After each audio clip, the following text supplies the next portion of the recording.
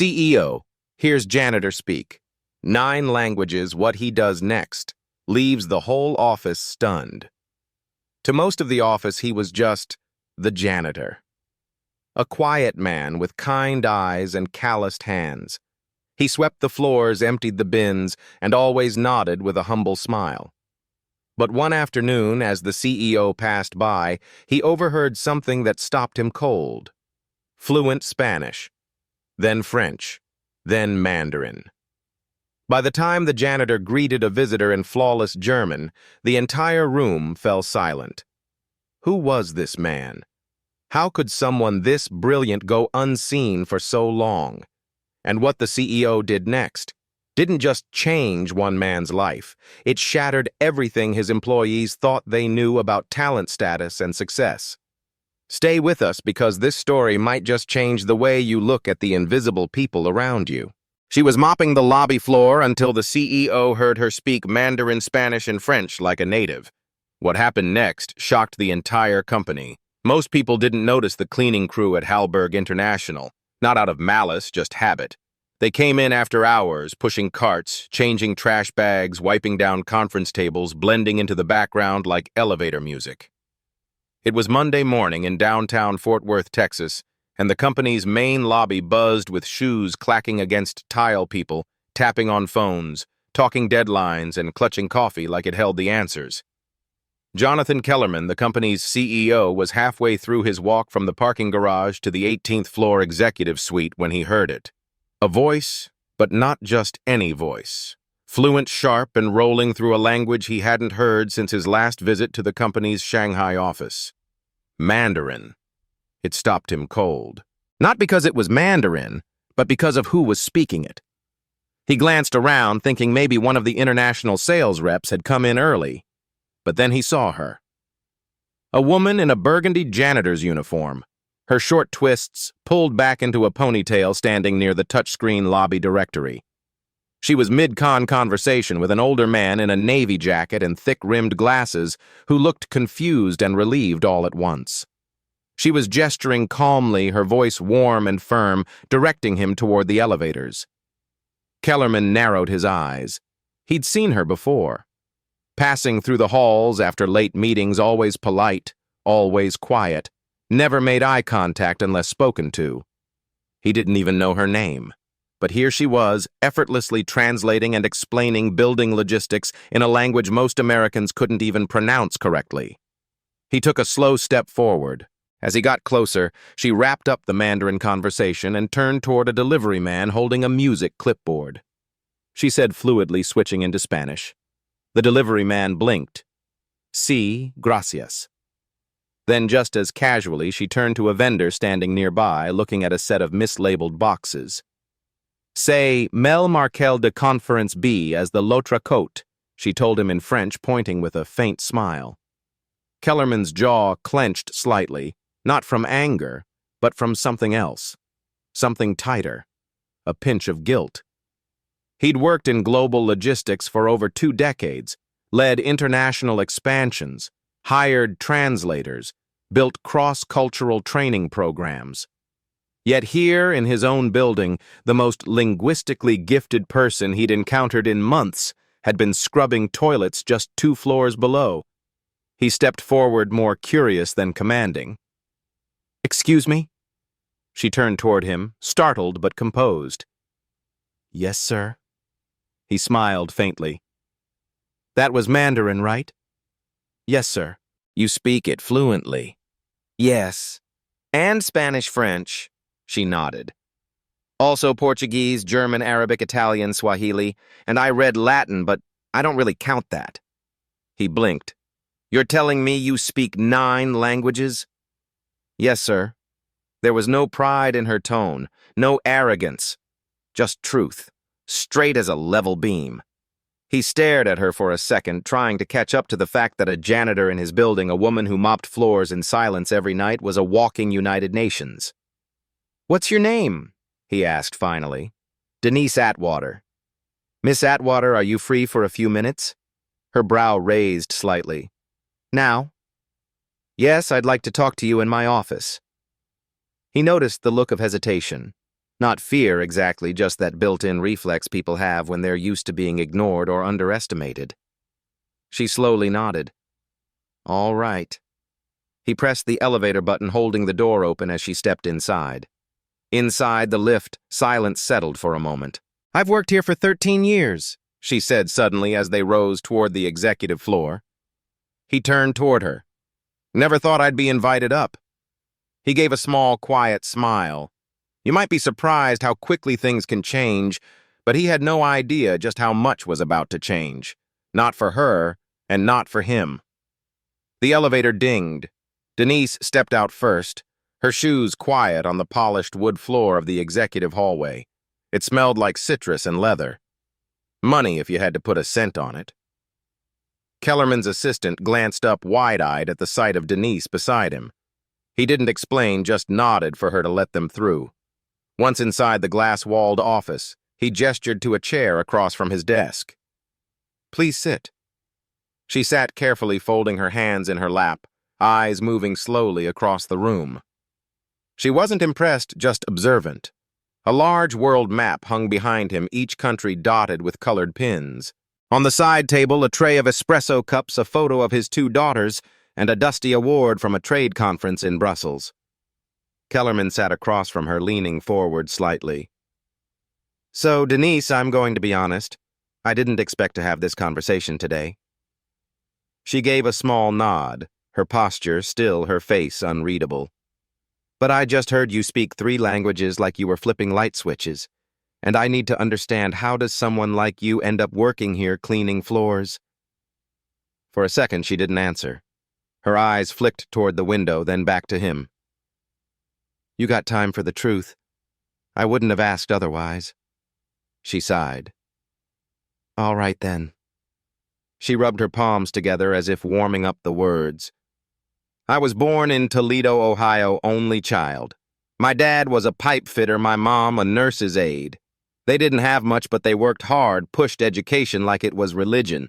I got a full ride to Kent State, majored in linguistics, was halfway through a master's when my mother got sick. She paused. I came home to take care of her. Then my dad passed from a stroke 6 months later. Everything fell apart after that. She tilted her head slightly as if rewinding the memories before she spoke them. I had a baby, no money, no partner, who stuck around. So I worked whatever I could find. Grocery stores, nursing homes, temp jobs. Eventually, a custodial supervisor here offered me night hours. It let me pick up my daughter from school, pay the light bill. That's how I got here. Kellerman watched her. No blinking, just listening. But the languages I didn't stop learning. I borrowed textbooks, listened to recordings, read newspapers in 5 different tongues just to stay sharp. It's what I do. It's the only thing I do that makes me feel like I still matter. Her voice didn't waver. It wasn't rehearsed or poetic, just plain. Most people never asked, she added. They saw the uniform and assumed. That last word hung in the air. Assumed. Kellerman sat back in his chair, the weight of her story settling into his chest like a stone. She cleared her throat. Look, Mr. Kellerman. I'm not saying this to make anyone feel bad. I'm not bitter. Life happened. I did what I had to do. I still do. But you asked, and that's the answer. He exhaled slowly. Denise Atwater was brilliant. That much was obvious now. But she wasn't asking for pity or even a handout. She was giving the truth. Clean, clear, and a little heartbreaking. You ever think about doing anything else? He asked. She gave a small shrug. Sometimes, but it's hard to dream when your rent's due. Silence fell again. But it was different now. Denser, full of something unspoken, but powerful. Kellerman reached for his notebook, jotted down a few lines. What are you writing? She asked. Her voice still calm, but a little curious now. He looked up at her ideas. But one idea in particular was already forming in his head, and it wasn't small. The conversation stuck with him all day, even during budget reviews and vendor calls. Jonathan Kellerman's mind kept circling back to that morning. to Denise Atwater. Her calm voice and the quiet way she'd listed 9 languages like they were nothing. That kind of fluency didn't just happen. It took years of discipline, curiosity, and heart. Around 3:45 p.m., he left the executive floor and rode the elevator down to the building's service level. He wanted to see something for himself. Down there, the air was warmer. The walls were off-white, scuffed from carts and boots. He passed by maintenance crews, break rooms, stacks of bottled water, and finally reached the janitorial supply room. He spotted Denise through the open door, restocking microfiber cloths on a metal shelf.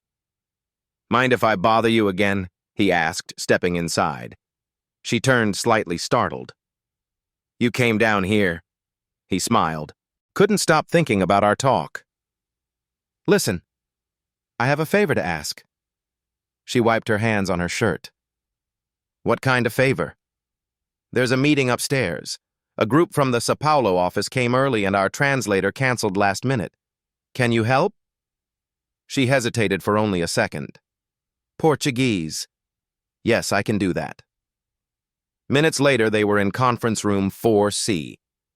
4 Brazilian executives sat awkwardly checking their phones. Denise stepped in, quietly nodded, and began speaking in smooth, confident Portuguese. Kellerman watched as the entire room shifted. Shoulders relaxed, eye contact sharpened. She wasn't just translating. She was bridging a gap, making people feel seen. When one of the visitors cracked a joke in Portuguese, Denise responded with a laugh and a return joke that had them all chuckling. Kellerman didn't understand a word, but he understood connection. After 20 minutes, the meeting wrapped. One of the execs turned to him and said in English, "She's better than anyone we've worked with this year." "Where'd you find her?" Kellerman looked at Denise, who was already stacking empty cups on a tray. "Right here," he said.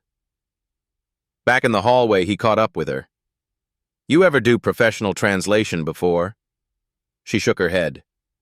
"Just helped folks out in hospitals, government offices, things like that. No certificate, no time for school. My daughter needed me more." Kellerman nodded. "And where is she now?" "She's 26, nurse and Tempe. Paid for school herself, stubborn like her mama." They both smiled, and for a second it didn't feel like CEO and janitor. Just 2 people talking about life. They returned to the service level where Denise clocked back in. She had 2 more floors to clean before shift change. But before she left, she said something that stuck with him. "I didn't do anything special today." He looked at her, eyebrows raised. "That's not how it looked to me." She gave him a small smile and walked off. That night, Kellerman sat in his car for a long time before driving home. He thought about everything. The pressure to grow the company, the investor meetings, the endless discussions on diversity and untapped talent.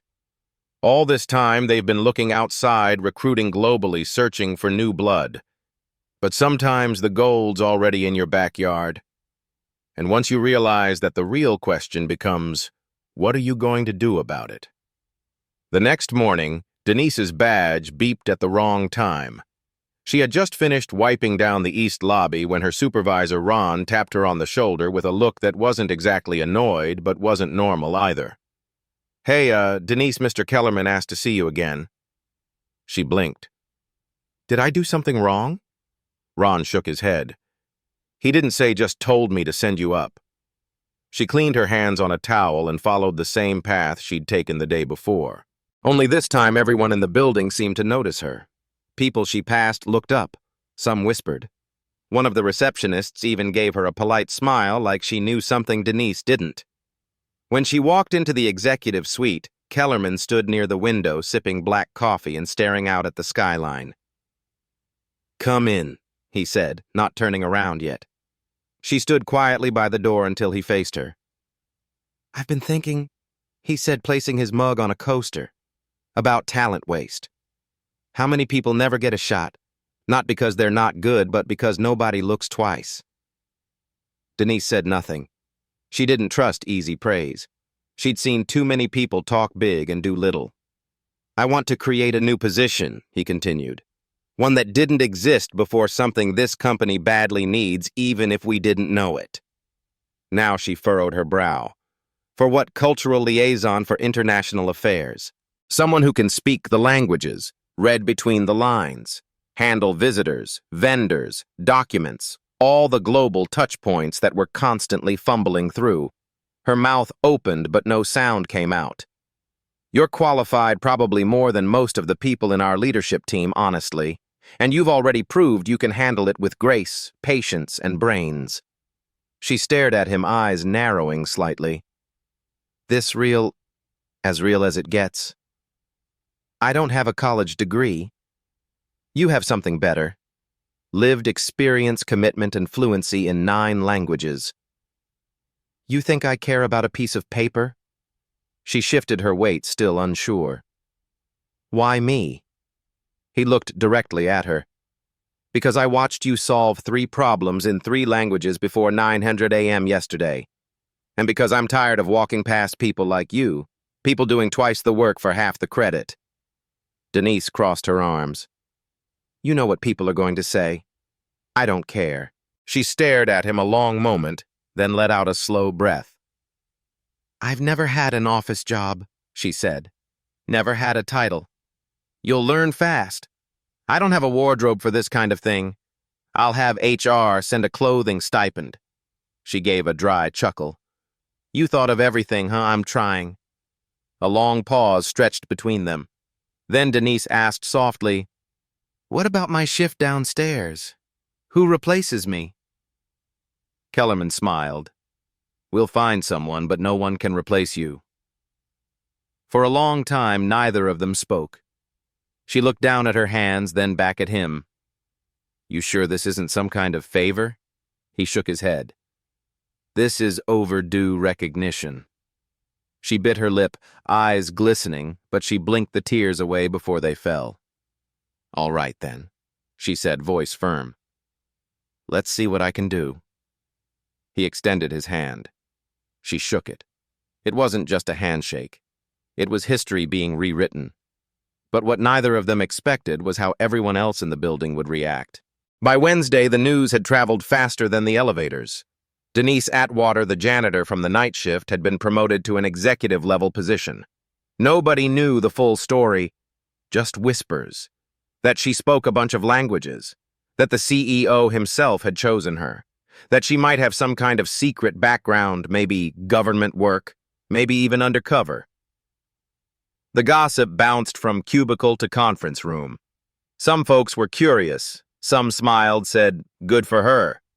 But not everyone was clapping. In the staff lounge, 2 marketing assistants leaned close over their salads. I'm just saying, one whispered. I have a master's in international business and I've been waiting 2 years for a promotion. This lady was scrubbing urinals last week.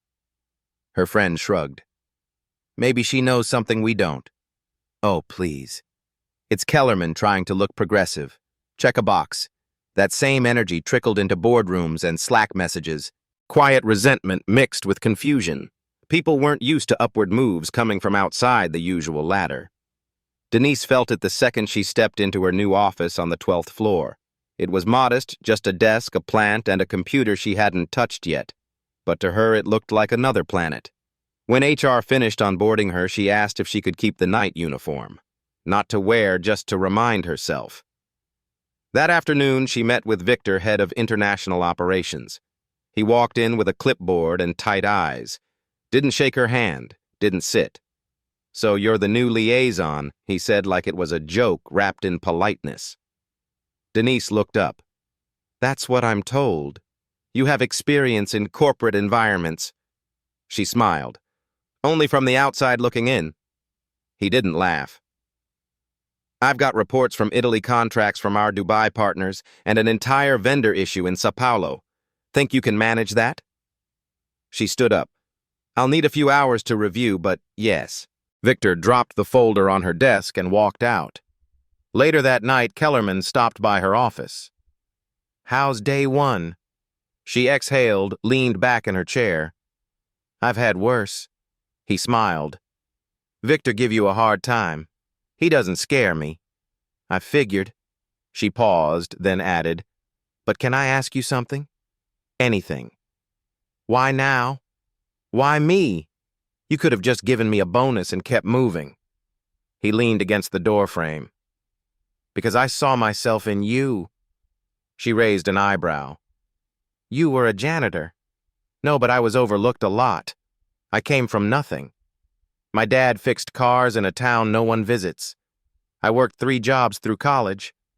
People thought I didn't belong in rooms like this." Denise nodded slowly. "Now you're the one deciding who gets in." He nodded back. "Exactly." There was a beat of silence before Denise looked down at the file on her desk. "I'll be honest. I'm nervous." "Good. Means you care." She looked up again.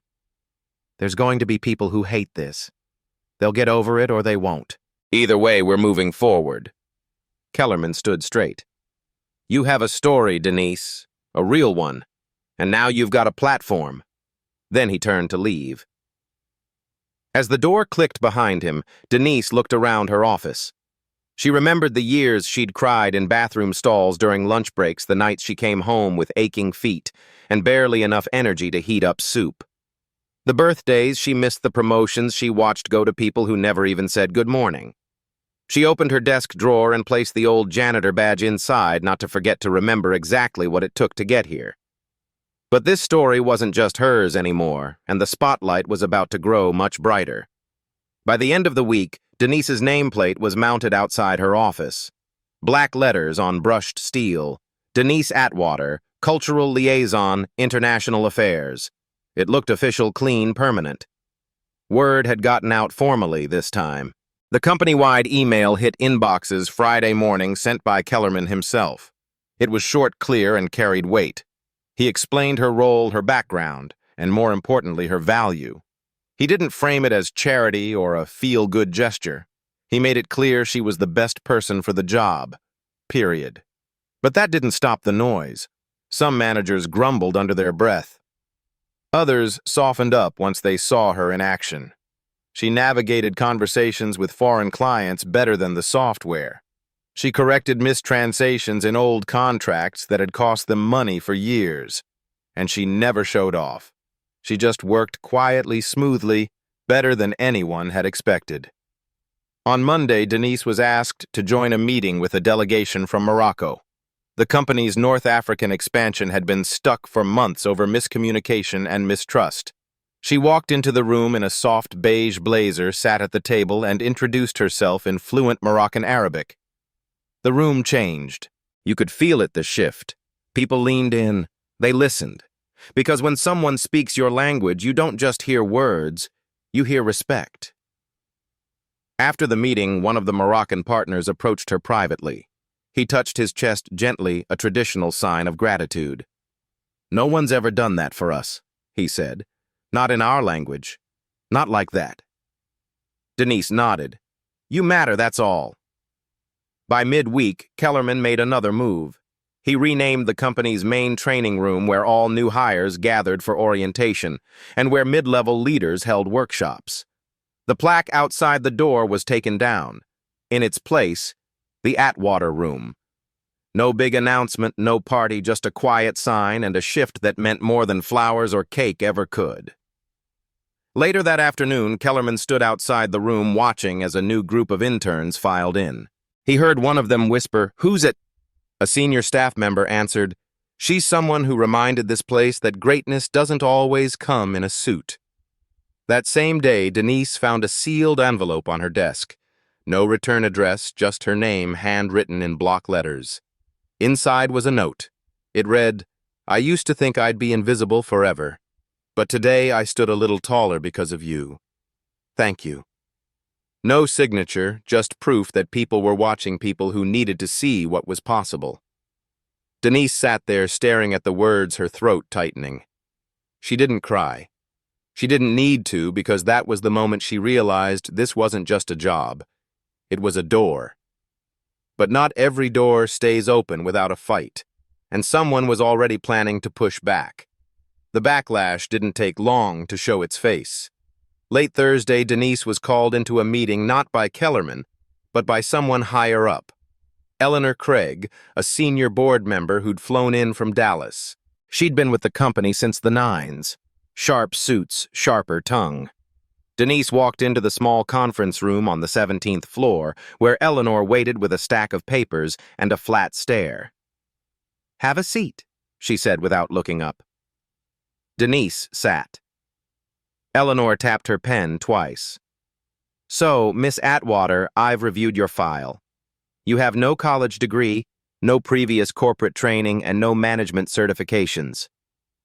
Denise didn't flinch. "That's correct." Eleanor folded her hands.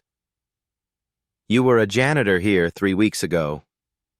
"I was." She leaned back in her chair. "Help me understand how someone with your background is now handling high-level international affairs." Denise held her gaze. "Because I speak the languages. I understand the cultures. I've already fixed 2 vendor contracts and cleared a 3-month delay in our Morocco deal.